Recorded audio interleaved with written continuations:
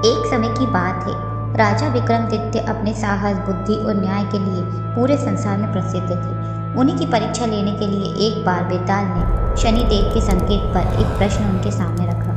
बेताल ने राजा से कहा, हे राजन, मैं तुम्हें एक कथा सुनाता हूँ, ध्यान से सुनना, क्योंकि इसके अंत में मैं तुमसे एक प्रश्न पूछूंगा। एक नगर में एक गरीब भक्त रहता था। वह दिन रात भगवान का नाम जपता, सच्चे मन से पूजा करता और किसी का बुरा नहीं चाहता था। फिर भी उसका जीवन दुखों से भरा था।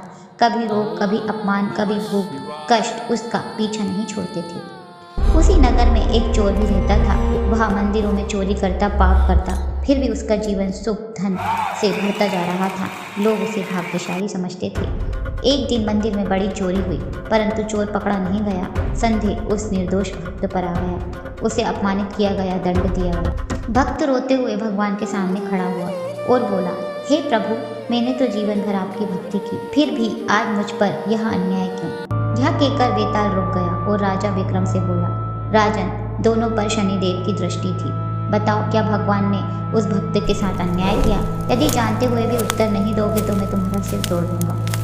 राजा विक्रम कुछ क्षण शांत रहे, फिर गंभीर स्वर में बोले, नहीं बेताल, यह अन्याय नहीं था।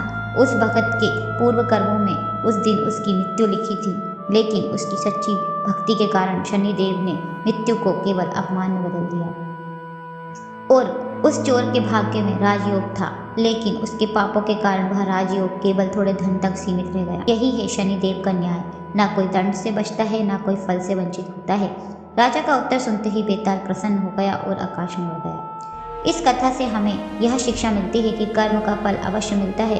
भक्ति हमें कष्ट से बचा सकती है और पाप सुख को भी छोटा कर देता है।